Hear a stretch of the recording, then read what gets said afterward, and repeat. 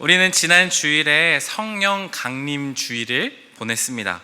성령 하나님께서 각 사람 위에 성령으로 오셨고, 그리고 성령의 말하게 하심을 따라 말함으로써 교회가 시작되었다라고 말씀드렸습니다. 뿐만 아니라 하나님 성령께서 각자의 제자의 오심으로써 제자의 삶이 완전히 뒤바뀌었다고 말씀드렸습니다. 그래서 이전에는 두려워하는 삶에서 예수님을, 죽음을 두려워하지 않고 담대히 복음을 전하는 삶으로 바뀌었다고 말씀 나누었습니다. 계속해서 우리가 성령 하나님에 대한 말씀을 나누려고 하는데요, 혹시 여러분 몇 주 전에 나눴던 이 말씀들을 다시 좀 기억해 보면서 좀 들어보셨으면 좋겠습니다. 굉장히 중요한 내용이기 때문에 계속 말씀드려요. 하나님께서 이스라엘 백성들을 이집트에서 끌어내셔서 시내 광야에서 언약을 맺으셨습니다. 그게 무슨 언약이죠? 바로 결혼하는 결혼식이었습니다. 그래서 하나님께 주신 그 언약, 바로 그 언약을 맺은 것이 10계명이었습니다. 10가지의 계명. 너는 나의 다른 신을 섬기지 말라부터 이제 다른 이웃의 소유를 탐내지 말라, 10가지의 계명을 돌판에 써서 주셨습니다. 그게 바로 하나님의 언약이었습니다. 그리고 오늘 이제 또 새로운 말씀 한 구절 살펴볼 건데, 민수기 7장 89절 말씀을 우리가 앞에 화면을 보면서 읽어보도록 하겠습니다. 함께 읽어볼까요? 시작. 모세는 주님께 말씀드릴 일이 있을 때마다 회막으로 갔다. 그때마다 모세는 증거궤와 속죄판 위에서 곧 두 그룹 사이에서 자기에게 말씀하시는 그 목소리를 듣곤 하였다. 이렇게 주님께서는 모세에게 말씀하셨다. 아멘. 하나님께서 언약을 두 돌판에 주신 후에 그 두 돌판을 언약궤라는 곳에 담도록 하셨습니다. 그리고 그곳을 어디다 보관하셨냐 하면 바로 성막에 보관했습니다. 바로 이스라엘과 하나님 같이 살 집이었죠.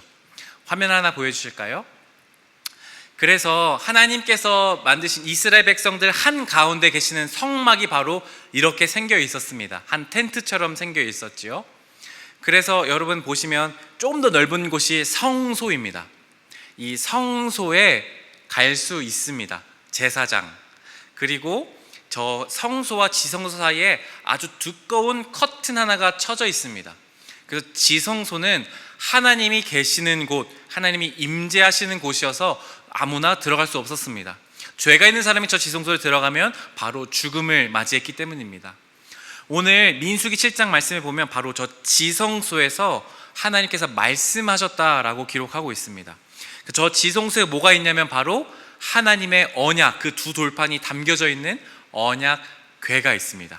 좀 어려우시죠? 하나 넘겨주시면요, 저 지성소에 있는 언약궤가 바로 이렇게 생겼습니다. 좀 설명을 드려볼게요. 밑에 보시면 언약궤라고 써져 있는 것이 쉽게 말하면 상자 같은 곳입니다. 저기 보시면 뭐 글자 써져 있는 거 있죠. 저게 바로 하나님 주신 그 두 돌판 10계명이 저 안에 담겨져 있습니다. 저것을 언약궤라고 부릅니다. 언약을 담는 궤다 해서 언약궤입니다. 또 다른 말로는 뭐 증거궤라고도 하기도 하고요. 여러 가지 비슷한 표현들은 있어요. 그리고 그 위에 보시면 뚜껑이 하나 있습니다. 저 뚜껑을 바로 속죄판, 속죄소, 시은좌, 뭐 성경엔 여러 가지로 표현했습니다. 그런데 저 뚜껑을 바로 이제 언약궤가 담긴 저 궤 위에 뚜껑을 덮는 거죠. 그래서 저것을 속죄소라고만 합니다. 그리고 그 위에 두 그룹이라고 합니다. 그룹이 무슨 뜻이냐면 천사라는 뜻이에요. 영어로 그 그룹이 아니라 그냥 그룹이라는 히브리어 말로 가져온 천사입니다. 그래서 천사가 무릎을 꿇고 있고 자기의 날개로 얼굴을 이렇게 가린 형상이 이렇게 되어져 있습니다. 혹시 민수기 7장 89절 다시 한번 보여주실 수 있을까요? 하나님이 이렇게 말씀하신 게, 모세는 주님께 말씀들이 있을 때마다 회막, 저 성막으로 갔답니다. 그때마다 모세는 하나님께서 어디에서 말씀하셨냐면 증거궤, 그 판 위에 속죄판, 뚜껑 위에서 그 두 그룹 사이에서 자기에게 말씀하신 목소리를 들었다라고 합니다. 사진 다시 보여주실래요? 저 두 그룹 사이, 언약궤 위, 속죄소 위에 있는 두 그룹 사이에서 하나님이 말씀하셨다라고 하세요. 그 말인 즉슨 무엇이냐면, 하나님은 어디에 계시냐면 바로 이 언약궤 위에 임재하시는 것이었습니다. 하나님이 임재하시는 곳은 바로 언약궤가 있는 곳입니다. 다른 말로 하면 그곳이 바로 지성소, 지극히 거룩할 성스러운 장소, 지성소라는 뜻입니다. 하나님의 언약궤가 있는 그곳이 바로 지성소라는 것입니다. 다시 정리하자면 하나님이 임재하시는 지성소가 되는 딱 하나 유일한 조건이 있습니다. 무엇일까요? 언약궤가 있는 곳이 지성소입니다. 제가 작년으로 기억합니다. 작년에 이제 홍대에 MT를 간 적이 있습니다. MT를 이제 그 홍대에 있는 게스트하우스 같은 이런 파티룸이었던 것 같아요. 거기서 교회 청년들이랑 이렇게 MT를 했습니다. MT가 끝나고 이제 새벽에 이른 시간에 나왔어요. 나와서 봤는데 이제 스타벅스에 갔습니다. 커피 한 잔 마시고 이제 해산하려고요. 근데 스타벅스에서 보이는 풍경이 하나 있었어요. 그 골목 사이에 우통을 벗으신 젊은 분이 널브러져 있었습니다. 그리고 몇 명은 비틀비틀 거리면서 약에 취하신 것 같아서, 술 취하신 것 같지는 않고요, 약에 취한 것처럼 비틀비틀 거리는 사람이 있었고요, 또 어떤 클럽인지 어떤 곳으로 들어가려고 줄을 서신 분들이 계셨고, 가드들이 막 이렇게 막고 있거나 이렇게 막 싸우는 분들을 막고 있는 그런 모습들을 보았습니다. 여러분, 그런 모습을 보시면 그곳은 어떤 느낌인가요? 뭐 거룩한 느낌은 들지는 않으시죠? 근데 만약에 하나님의 성막에서 구름과 불기둥이 떠올라서 홍대 그 새벽 아주 사람들이 그렇게 술과 약에 취해 있는 그곳에 딱 멈췄다고 생각해 봅시다. 구름 기둥이. 그리고 그곳에 이스라엘 백성들이 성막을 쳤어요. 그리고 언약궤를 딱 갖다 놨습니다. 그러면 그곳은, 그 클럽이 있는 그곳은 지성소가 될까요? 안 될까요? 됩니다. 왜요? 언약궤가 있기 때문에. 지성소, 하나님이 임재하시는 곳은 그 주변의 상황과 환경이 어떻든지 상관없습니다. 언약궤가 있는지 없는지가 중요한 겁니다. 그러니까 하나님이 임재하시는 곳은 지성소라는 곳입니다. 자, 지난번에 나눴던 말씀인데 아주 중요한 말씀인데 한 번 더 말씀 나눌게요. 예레미야 31장 33절 말씀, 우리 새번역 성경으로 제가 읽어드리겠습니다. 눈을 따라서 잘 들어보세요. 그러나 그 시절이 지난 뒤에 내가 이스라엘 가문과 언약을 세울 것이니 나는 나의 율법을 그들의 가슴 속에 넣어주며 그들의 마음판에 새겨 기록하여 나는 그들의 하나님이 되고 그들은 나의 백성이 될 것이다. 나 주의 말이다. 아멘. 언약궤, 언약을 담는 곳이 바로 언약궤라고 말씀드렸습니다. 그런데 하나님께서 예레미야 시대에 오시면 내가 앞으로는 그 언약궤가 아니라 다른 곳에 나의 언약을 줄 것이라고 말씀하세요. 그게 어디라고 했죠? 그들의 어디예요? 마음판에, 그리고 가슴 속에 언약을 넣어준다라고 말씀하세요. 지난주에 제가 말씀드렸죠. 그 언약을 담는 그곳이 바로 누구예요? 성령 하나님께서 오시는 것이죠. 각 사람이 성령을 받은 그 순간에 이 안에 성령께서 오셔서 새로운 언약을 따라 살아가는 겁니다. 그러니까 다시 정리하자면, 조금 어렵지만요, 예수님을 나의 주님으로, 나를 구원하신 분으로 받아들인 사람, 나의 죄 때문에 예수님이 죽으셨고 부활하셨음을 믿는 사람, 그 주님이 나의 삶을 인도하시고 하나님 나라를 이루어 가시는 데 사용하실 것이라는 것을 믿는 사람은 누구나 성령을 받습니다. 그럼 그 안에 성령이 오십니다. 그러면 이제 그 사람은 누가 되나요? 무엇이 되나요? 언약궤가 되는 것입니다. 예수님을 믿어서 성령을 받은 그 사람은 누구나 언약궤, 하나님의 말씀, 하나님의 성령을 담는 사람이 되는 것입니다. 오늘 말씀 다시 한번 읽어볼까요? 고린도전서 3장 16절 말씀, 우리 새번역 성경으로 함께 화면을 보시면서 여러분 읽어보겠습니다. 함께 읽어볼까요? 시작. 여러분은 하나님의 성전이며 하나님의 성령이 여러분 안에 거하신다는 것을 알지 못합니까? 아멘. 이 성막이요, 나중에 시대가 바뀌면 이제 한 건물, 성전이 됩니다. 그러니까 성막과 성전은 같은 말이지요. 여러분은 하나님의 성전이라고 규정하고 있습니다. 성령을 받은 여러분은 하나님의 성전, 바로 언약궤가 되는 것입니다. 그러면 여러분 다시 질문해 볼게요. 언약궤가 있는 곳에 누가 임하시나요? 하나님이 임하세요. 여러분 서로 보면서 말해줄까요? 한번 이렇게 얘기해 줄까요? 당신은 하나님의 성전입니다. 이렇게 해줄까요? 시작. 하나님은 당신의 성전입니다. 전혀 그래 보이지 않죠? 성전 같아 보이나요? 네, 말하기가 떨떠름한 것 같은데 시온 약간 부끄러우면서 말하고 있는데, 여러분은 하나님의 성전이에요. 고린도전서에서 여러분에게 말씀하는 것입니다. 예수님을 믿는 사람은 누구나 성령을 받아 하나님의 성전 되었다는 것입니다. 그렇다면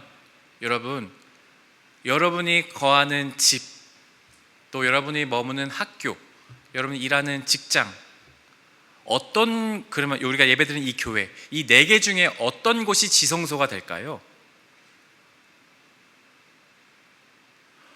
모두가 다 지성소가 될 수 있습니다. 어떻게 해요? 내가 그곳에 있으면요.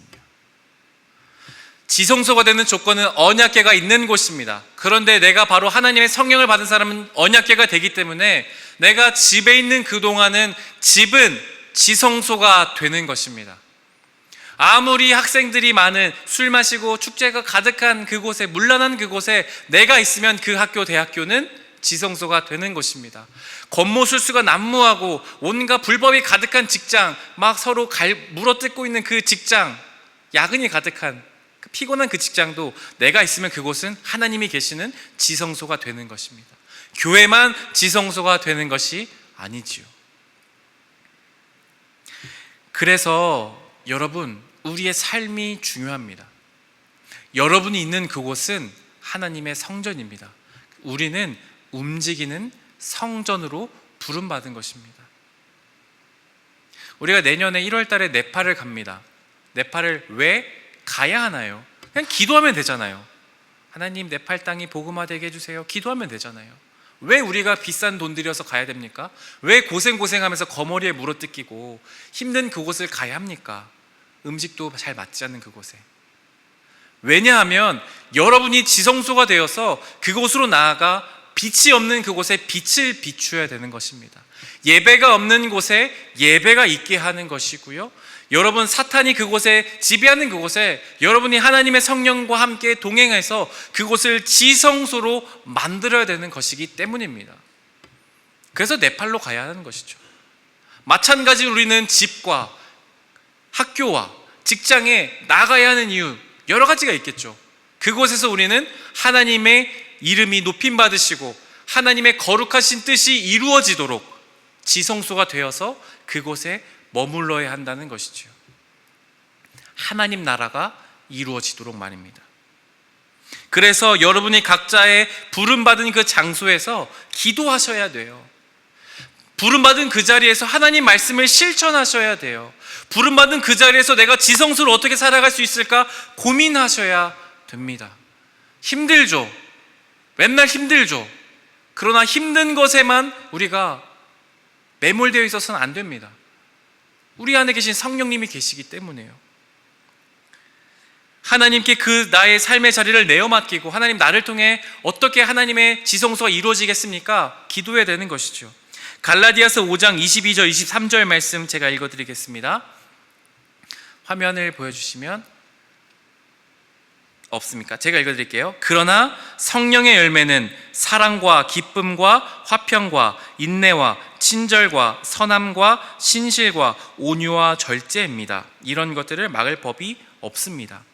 성령님께서 계시는 곳에는 열매가 맺힌답니다. 사랑, 기쁨, 화평, 인내, 친절, 선함, 신실함, 온유, 절제, 이런 것들이 성령님이 계시는 곳에 맺히는 열매라고 합니다. 여러분 삶의 자리에서 어떻게 이런 열매가 맺히게 해야겠습니까? 우리를 통해 그 단 하나의 열매라도 맺혀질 수 있도록 기도하고 우리의 삶을 주님께 내어드리고 내가 지성소라는 인식을 갖고 살아야 하는 것입니다. 그러나 문제가 이것이죠. 우리가 있는 삶의 자리에서 우리는 무기력합니다. 힘들죠. 어떻게 성령이, 내가 하나님의 지성소이라고는 하지만 늘 우리는 압도됩니다. 과제에, 과도한 업무에, 교수님의 그 말도 안 되는 그 실라버스들에 막 힘들어하는 거예요. 근데 우리는 그럼 어떻게 성령의 능력을 나타낼 수 있을까요?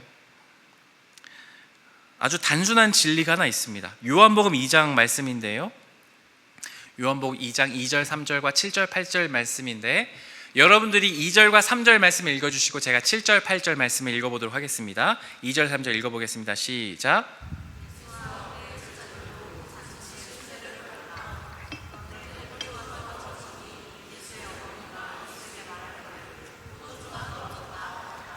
예수께서 일꾼들에게 말씀하셨다. 이 항아리에 물을 채워라. 그래서 그들은 항아리마다 물을 가득 채웠다. 예수께서 그들에게 말씀하시기를 이제는 떠서 잔치를 맡은 이에게 가져다 주어라 하시니 그들이 그대로 하였다. 아멘. 여러분들이 많이 들어봤을 가나 혼인잔치의 이야기입니다. 어떤 이야기냐 하면 예수님께서 살던 시대에 결혼식이 있었습니다. 잔치가 벌어진 겁니다. 마을 잔치예요. 그래서 예수님도 그 혼인잔치에 초대받아 손님으로 가셨습니다. 유대 시대의 사람들에게 잔치에서 꼭 빠지면 안 되는 것이 무엇이냐면 포도주입니다. 포도주가 반드시 있어야 돼요. 전라도에 가면 홍어를 꼭 내놓는다고 하더라고요. 중요한 그 잔치에. 마찬가지로 이 유대 시대 때는 이 포도주가 빠지면 안 돼요. 그런데 오늘 성경에 보니까 예수님이 참여하신 그곳에 포도주가 다 떨어졌다고 말합니다. 그래서 그 잔치를 연 그 호스트가, 그 주인이 당황한 거예요. 어떡하지? 그 예수님의 어머니가 가서 예수님께 말해요. 아들아, 포도주가 다 떨어졌다고 한다. 예수님이 그리고 어떻게 하셨냐면 갑자기 말씀하세요. 하인들을 불러서 말씀하세요. 비어있는 항아리를 보고 이 6항아리에 물을 가득 채워라. 그리고 떠서 손님들에게 갖다 줘라 말씀하세요. 자, 지금 없는 건 포도주예요. 그런데 물을 떠서 가져다 주래요. 종들이요, 하인들이요, 그대로 합니다. 6동이 된 물을 떠서 가득 떠서 갖고 와요. 그리고 떠서 주니까 그걸 보니까 뭐가 되어 있었어요? 포도주가 되어 있었다는 거예요. 자, 우리가 여기서 알 수 있는 게 뭔가요? 예수님은 손님으로 초대받아 오셨습니다. 손님으로 계실 때는 아무런 일이 일어나지 않았어요. 그런데 하인들을 예수님이 명령하시죠. 명령은 누구만 할 수 있나요? 그 주인만 할 수 있습니다. 주인이 명령해서 그렇게 하시자, 예수께서 그 잔치의 주인에서 말씀하시자 기적이 일어난 거죠.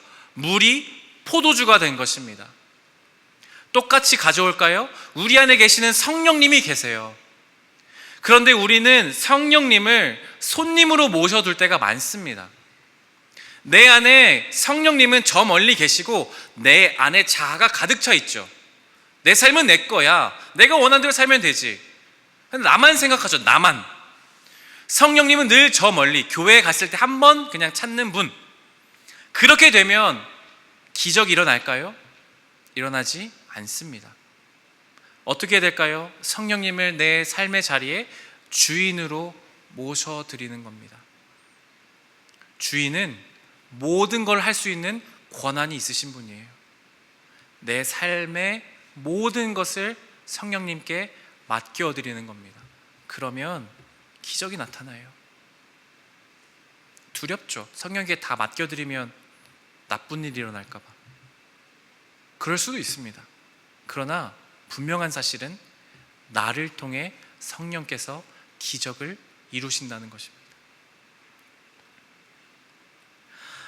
성령님을 내 안에 주인으로 모신다는 것은 여러분, 우리가 주님을 진정한 주인으로 모시는 것입니다. 내 안에 성령님이 주인 되셔야만 진정한 그리스도인으로서 삶의 영향력이 나타나요. 백날 첫날 주님을 손님으로 모셔놓고 나만 주인이 되어 있으면 별 능력이 나타나지 않아요. 그래서 우리가 기도해야 되는 것, 날마다 간구해야 되는 건 무엇입니까? 주님, 내 삶의 주인 되어 주십시오. 성령님, 나를 가득 채워 주십시오. 성령에서 늘 성령과 연관되는 단어를 충만, 제 이름이랑 똑같이 했어요. 성령의 충만하심을 받으라고 말해요. 충만이 무슨 뜻이에요? 가득 차고 넘치는 것입니다. 단지 그냥 성령님이 한 요 정도, 절반 정도만 나를 다스려 주십시오, 한 10%만 다스려 주십시오, 그게 아니라 내 머리 끝까지 나를 다스려 주셔서 차고 넘쳐 흘러서 성령의 능력으로 살아가는 것이 그리스도인의 삶입니다. 거기에 성령의 열매, 사랑, 기쁨, 평화, 온유, 절제, 그런 일들이 나타난다라는 것입니다. 사랑하는 여러분, 주님께서 우리를 지성소 삼으셨습니다. 여전히 죄가 가득하고 부족한 우리지만 주님이 우리에게 찾아오셔서 지성소 삼으셨습니다. 우리가 해야 될 것은 우리의 삶의 자리를 성령님께 날마다 내어드리고, 실패하고 또 실패하더라도 날마다 우리의 삶의 자리를 주님께 드리며 우리가 가는 모든 곳을 지성소로, 주님의 능력을 나타내는 삶으로 살아가시기를 간절히 축원합니다. 함께 찬양하겠습니다.